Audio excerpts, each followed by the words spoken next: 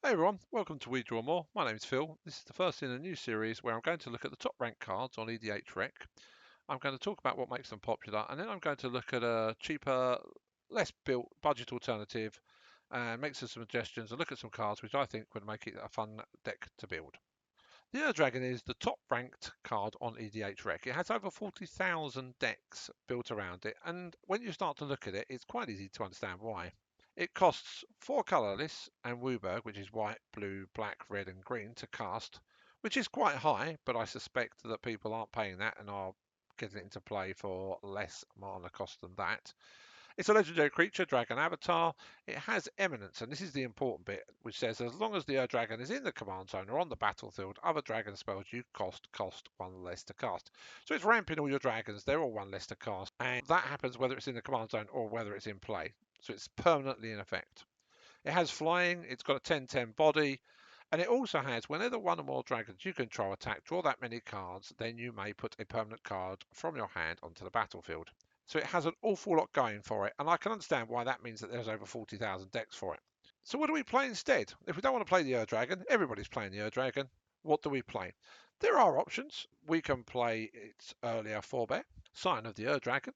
It's all 5 colours. It's a legendary creature dragon avatar. It has flying, and it has 2.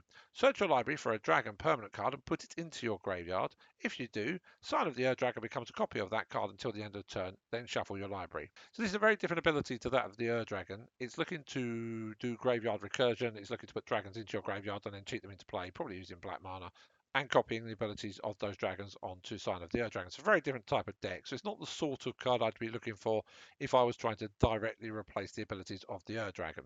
Another more recent 5-color dragon we could try out is Tiamat. Tiamat is a legendary creature dragon god. It has 2 colorless and all 5 colors. It has flying, so it has that evasion. And it has, when Tiamat enters the battlefield, if you cast it, search your library for up to 5 dragon cards not named Tiamat that each have different names, reveal them, put them into your hand, then shuffle. What I think will happen with Tiamat is that you'll have a deck that is effectively solved. You'll play Tiamat, it enters the battlefield, you'll know exactly which 5 dragons you'll want to go and get. You'll get those 5 dragons, you'll play them. And that play style will happen every time you play the game. When I'm looking at building a deck, I'm not looking for a deck that plays the same every time I play it. I can understand why people want that kind of guaranteed aspect to their play, but that tends to happen in a much more competitive environment. If I'm playing casual, I want to pick up my deck and although I know what the deck does and I know what the deck's going to do, I don't want it to be so finite that I play Tiamat, search for those 5 dragons, they're always the same dragons, I put them into play, and that's just the way the game plays. So then the question arises, what am I looking for? So I had a long good look at all of the dragons on EDHREC using their kindred function. And there are no 4 colour dragons to my mind, which means we're looking at 3 colours. And I like playing 3 colour decks, that's my favourite type. And when you start to look at the dragons in Magic the Gathering in general, most of them are in red, some of them are in green, and then you have a smattering in the other 3 colours. Probably it goes red, green, black, blue, white being the least popular cards to see dragons in them. There are a few white dragons, but white is by far and away the lesser of the 5 colours. So we really want to make sure we've got red, we want to make sure we've got green, and then it's a choice between black and blue. Dragon commanders that are black, red, green tend to play more like Sign of the Dragon, where they focus on the graveyard, and that's not what I wanted to do. So then I looked at Temur dragons, so blue, red, green dragons, and I found Mirim, Sentinel Worm.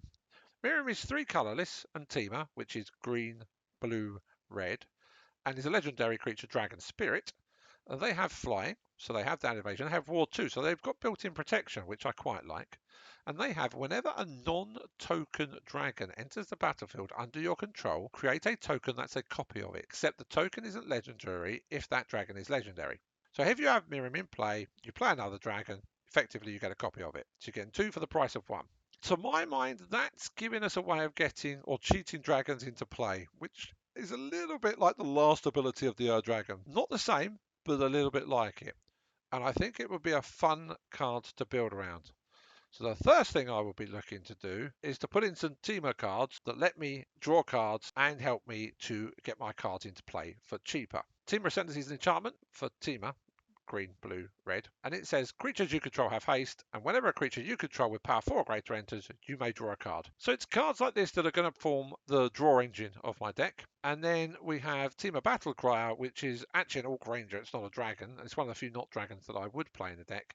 And that again is Teamer, so that again that's green, blue, red, and it's a 4/3 creature that says during your turn spells you cast cost 1 less to cast for each creature you control with power 4 or greater. So if we're casting dragons and we're copying dragons, we're getting 2 for the price of 1, then what's going to happen is we're going to have a lot of cards in play that have power 4 or greater, because dragons tend to be quite large, and that is going to reduce our casting costs, which is the first of the abilities of the Dragon. So it's using cards like these that are going to give me the abilities of the Dragon in a completely different style of package. Because I'm playing Teamer, I'm going to have access to red dragons, green dragons, and gruul dragons, which is red-green dragons, but I'm also going to have access to blue dragons. And even if we're on a budget, there are some nice blue dragons that we can make use of. Dragons like Deceptive Frostkite, which is 2 blue mana, is a creature dragon, it says flying. It says you may have this creature enter as a copy of a creature you control with power 4 or greater,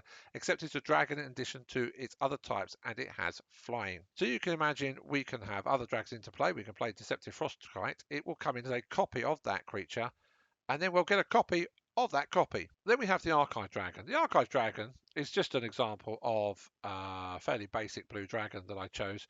It's 4 colourless and it's 2 blue. And it's a dragon wizard with a 4/6 body, has flying, so it has evasion, has ward 2, so it has its own protection, and it has when an Archive Dragon enters the battlefield, scry 2.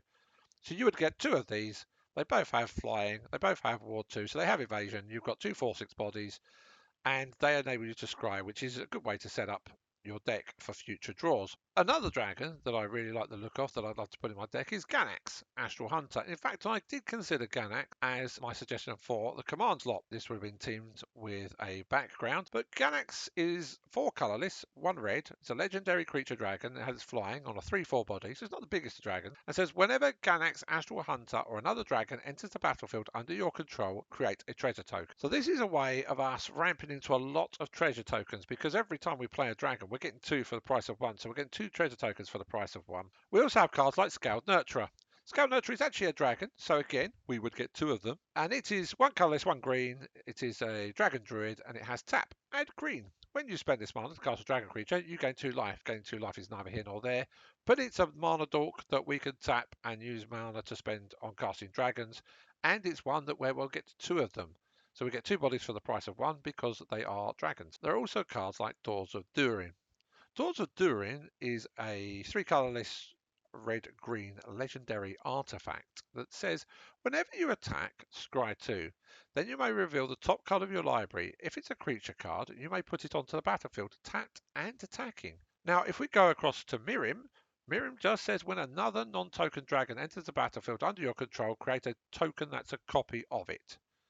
Now, I'm pretty sure the way this interaction works is that you'll have the original that is attacking, and the copy will come into play not attacking, but you still get your 2 dragons. It then says until your next turn, it gains trample if you control a dwarf and hexproof if you control an elf. It's unlikely we're going to control a dwarf or an elf, but that's not why we want to play Doors of Durin. We want it because it helps us cheat more dragons into play. Brood Caller Scourge. 5 colourless, 2 greens, just a dragon. It's got a 5/7 body and it says flying. Whenever one or more dragons you control deal combat damage to a player, you may put a permanent card with mana value less than or equal to that damage from your hand onto the battlefield. Again, more ways to cheat in dragons.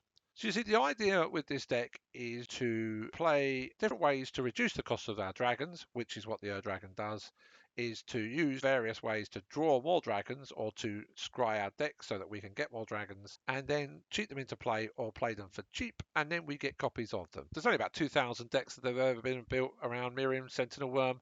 I think it looks like quite a good deck. I think you can make it heavy on the gruul side, so heavy red-green, so it's quite aggressive. I think you can use the blue to introduce ways to control the game. And I think I would like to build this deck at some point myself. Be interesting what you think. Thanks very much for watching. Don't forget to like and subscribe, and join me next time.